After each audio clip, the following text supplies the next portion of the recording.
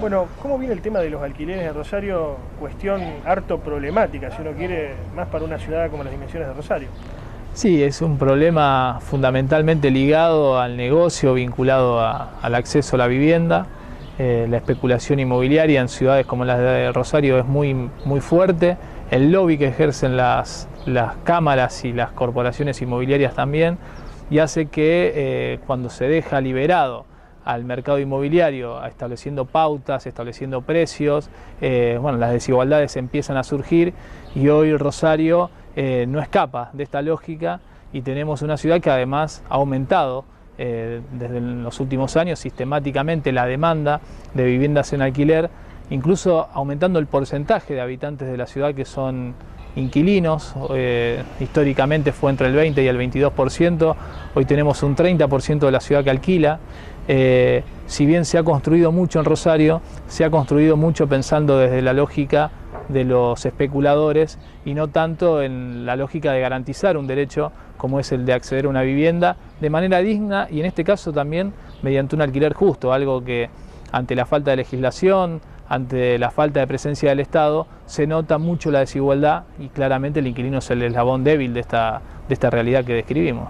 Este aumento en el porcentaje de gente que alquila, es muy interesante lo que vos decís, tiene que ver con producto de las migraciones internas, con gente que viene a estudiar a la ciudad, o con los mismos habitantes rosarinos que deciden emprender un camino solo. Tiene que ver en realidad con la falta de oportunidades a la hora de acceder al techo propio. Digamos, Argentina se caracterizó históricamente por políticas públicas que permitieran el acceso a los ciudadanos mediante determinados planes a la vivienda propia, como puede ser, creo que el último gran plan fue el Plan Hipotecario Nacional, de la mano del Banco Hipotecario en la década del 80, estuvo el Plan Quinquenal en la época de Perón, podemos nombrar muchísimas experiencias en ese sentido. Se abandonó ese tipo de política pública, se intentó retomar algo con el Procrear en el gobierno anterior, que fue una herramienta importante para una clase media, pero la realidad marca que cuando el mercado impone su lógica, sucede que hoy nosotros tenemos que pensar que para llegar a un departamento de 2 dormitorios, un trabajador necesita no menos de 120 salarios. Esa brecha, si el Estado no interviene para extinguirla, prácticamente hace imposible el sueño de la casa propia, y creo que los cambios que hubo en el Procrear no ayudan en este sentido, porque si algo tenía de bueno el Procrear anterior era que subsidiaba la tasa de interés en lugar del capital. Cuando pasa a la inversa, se subsidia el capital y se deja liberado el interés mediante la inflación, hace que se torne en un plan con mucha incertidumbre, con mucha posibilidad, digamos, dejando fuera muchísima gente, y sobre todo porque se necesitan ingresos que no dejan de ser muy altos y montos que son pequeños para acceder a inmuebles que salen arriba del 1,5 millones de pesos. Ahora, esto es lo que tiene que ver con la clase media, pero hay sectores que directamente nunca van a tener posibilidad de acceder a la vivienda, como son los sectores más populares, ¿no? O la gente que está cerca de la línea de la pobreza. ¿Qué hay para ellos? Bueno, para ellos hay verdaderamente también muy pocas salidas. Vemos mucha gente hacinada en los asentamientos irregulares, y esto se da en todas las grandes ciudades de la Argentina. Vemos que cuando intentan acceder a un plan del gobierno, muchas veces terminan cayendo en lógicas clientelares de parte de los gobiernos de turno, y creo que el plan federal no impactó, por ejemplo, en nuestra zona. Fue un plan que lanzó el gobierno de Néstor Kirchner, pero que no tuvo un gran impacto en la ciudad.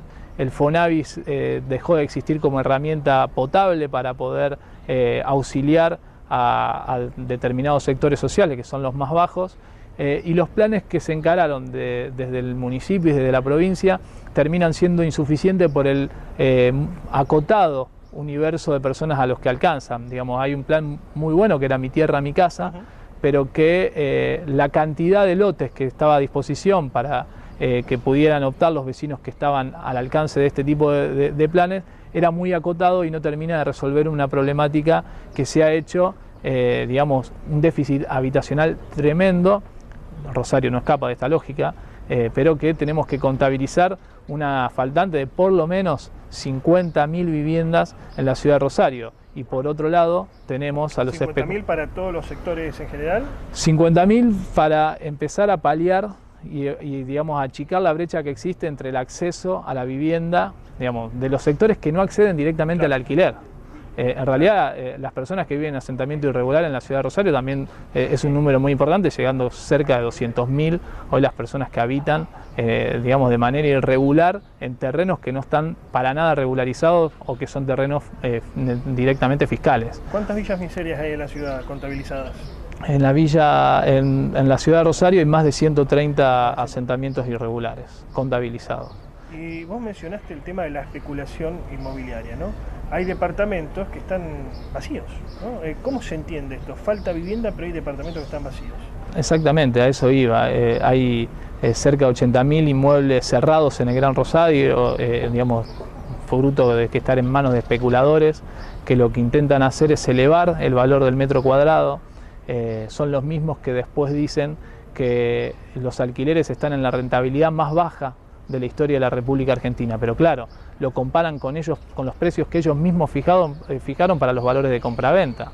Entonces nosotros, esto que decía, tenemos hoy que contar con 120 salarios promedios para acceder a un departamento de 2 dormitorios. En realidad es un poquito más, es entre 120 y 140 salarios promedios.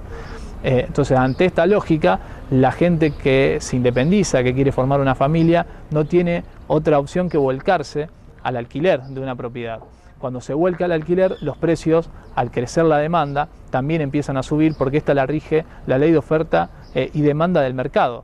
Cuando el Estado está ausente, cuando no fija parámetros, cuando no construye vivienda para los sectores populares y para los sectores medios, genera este tipo de situaciones que hoy vamos, a mi entender, rumbo a que colapse y que suceda lo que sucedió en algunos países de Europa, lo que sucedió también en Estados Unidos hace algunos años atrás, y que es una crisis habitacional que estalla y que hace explotar una burbuja inmobiliaria que generan los especuladores que solo piensan en maximizar sus ganancias. De hecho, nosotros presentamos un informe esta semana donde damos cuenta de los valores de los alquileres, pero también de la ausencia de departamentos de 2 y 3 dormitorios, porque los mismos integrantes de las cámaras inmobiliarias aducen de que no es rentable construir unidades de 2 y 3 dormitorios y que para salir al mercado del alquiler son mucho más rentables los monoambientes o los departamentos de un dormitorio. Entonces las familias directamente las estamos condenando a la expulsión a la periferia o a que tengan que resolver su situación habitacional de una manera precaria. El rol del municipio puede tener injerencia, ¿no?, para regular este tipo de negocio inmobiliario, o está fuera de su competencia. Es cierto que tiene que haber una legislación nacional, que nosotros tenemos media sanción aprobada en el Senado por unanimidad y que el diputado Lipovetsky del Frente Cambiemos viene frenando, pero debe crearse una legislación que permita, por la cercanía del municipio, establecer controles y establecer mecanismos de sanción que estén dentro de la jurisdicción municipal, como decía, por una cuestión de cercanía. De hecho, salvo en la provincia de Santa Fe, si lo tomamos como ejemplo, la defensa del consumidor, tienden a ser municipales para poder generar una cercanía con el vecino y también con las empresas que incumplen y que violan los derechos de los ciudadanos.